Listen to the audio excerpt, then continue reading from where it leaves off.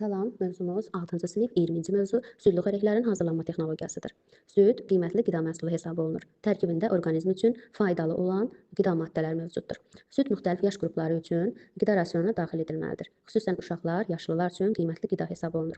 Təbii inək südünün tərkibi zülal, A, B, B2, PP, C və D vitaminləri ilə zəngindir. Süddə bol kalsium mövcuddur. Kalsium sümükləri gücləndirir, dişlərin sağlamlığını təmin edir. Süddən süd məhsulları alınır. Hansıdır süd məhsulları? Yağ, kəsmik, xama, qatıq, şirin kəsmik və s. İnsanlar təkcə inək südündən deyil, keçi, qoyun, camış, at, dəvə, maral bu kimi heyvanların südlərindən istifadə edirlər. Süddən alınmış ərzaqların keyfiyyətini xarici görünüşündən, rəngindən, iyindən, qatılığından müəyyən etmək mümkündür. Bütün köhnə ərzaqlar xoşagəlməz iyə malikdir. Köhnəlmiş süd turşuyur, qatılaşır, xarab olmuş xama acı dad verir, kəsmiyin səthi isə sürüşkən olur. Deməli, köhnəlmiş süd turşuyur, qatılaşır, xama acı dad verir, kəsmi isə səthi sürüşkən olur.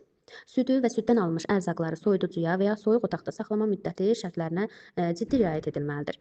Belə ki, məsələn, müsbət 4-8 dərəcədə südü 20 saat saxlamaq olar. Xamanı 72 saat, kəsmiyi 36 saat, kərə yağını 10 gün saxlamaq mümkündür. Ev şəraitində südün keyfiyyətini qaynatma ilə yoxlamaq olar. Təzə süd hamar olur və çürümür. Bir ümumiləşmə edək. Südün tərkibində nə var? Zülal, A, B, B2, PP, C, D vitaminləri, həmçinin kalsium. Süddən hansı məhsullar alınır? Yağ, kəsmik, xama, qatıq, şirin kəsmik və s. İnsanlar hansı heyvanların südündən istifadə edir? Keçi, qoyun, camış, at, dəvə, maral. Süddən alınmış ərzaqların keyfiyyəti necə bilinir? Həm xarici görünüşündən, rəngindən, iyindən, qatılığından bilmək olur. Köhnə ərzaqlardan xoşagəlməz iyi gəlir, köhnəlmiş süd turşuyur, qatılaşır, xama acı dad verir, kəsmiyin səthi isə sürüşkən olur.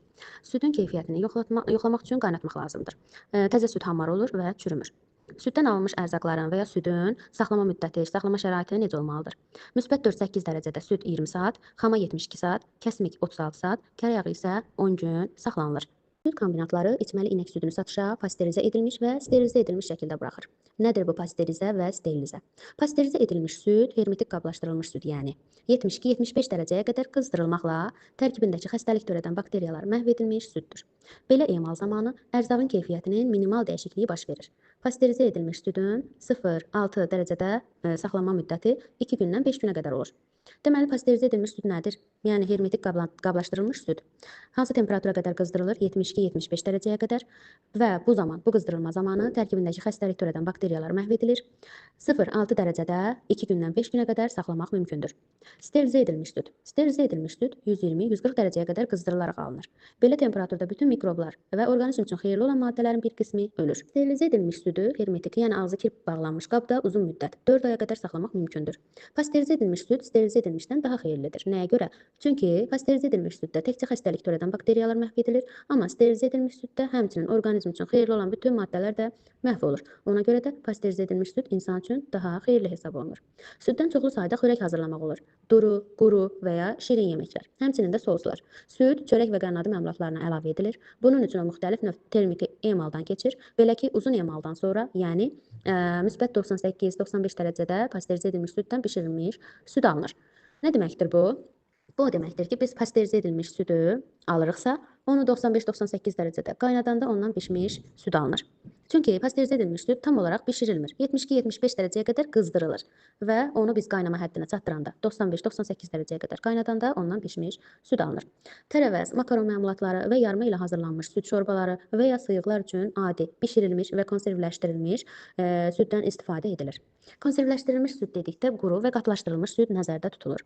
Quru süd 1 stəkan suya 1-1,5 xörək qaşığı hesabı ilə götürülür. Əvvəlcə süd tozu az miqdarda ilıq suya həll olunur, sonra isə yavaş-yavaş su əlavə edilərək tam həll olunana qədər qarışdırılır.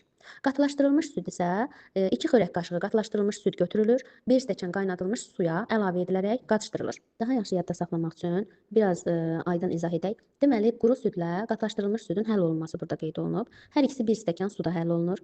Quru süd 1 stəkan suya 1,5 xörək qaşığı hesabı ilə götürülür. Qatılaşdırılmış süd isə 2 xörək qaşığı hesabı ilə götürülür.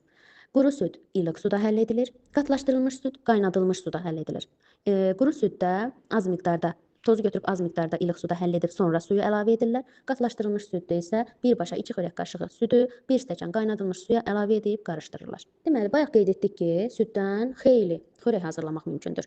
Duru xörəklər, quru və ya şirin yeməklər, soslar, şorbalar, qənnadı məmulatları, bunları süddən hazırlamaq mümkündür.